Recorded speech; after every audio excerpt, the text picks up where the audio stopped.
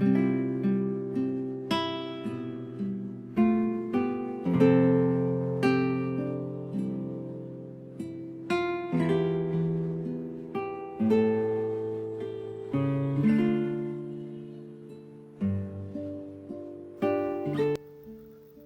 mabuting balita ng Panginoon ayon kay San Mateo. Noong panahong iyon, sinabi ni Jesus sa mga tao at sa kanyang mga alagad, ang mga eskriba at ang mga pariseyo ang kinikilalang tagapagpaliwanag ng kautusan ni Moises. Kaya't gawin ninyo ang tinuturo nila at sundin ang kanilang iniuutos.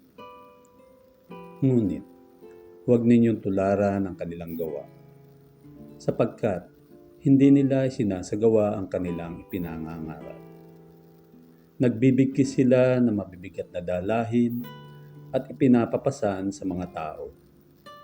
Ngunit ni daliri ay ayaw nilang igalaw upang tumulong sa pagdadala ng mga iyon. Pawampakitang tao ang kanilang mga gawa. Nilalaparan nila ang kanilang mga pilakterya at hinahabaan ang palawit sa laylayan ng kanilang mga damit.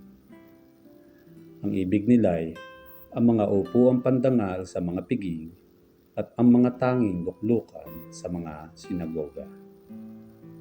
Ang ibig nila'y pagpugayan sila sa mga liwasang bayan at tawaging guro. Ngunit kayo, huwag kayong patawag na guro, sapagkat iisa ang inyong guro, at kayong lahat ay magkakapatid.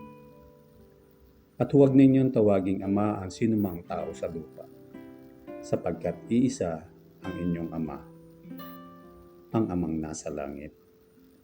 Huwag kayong patawag na tagapagturo, sapagkat iisa ang inyong tagapagturo, ang Mesiyas. Ang pinakadakila sa inyo ay dapat maging lingkod ninyo. Ang nagpapakataas ay ibababa, at ang nagpapakababa ay itataas. Ang mabuting balita ng Panginoon.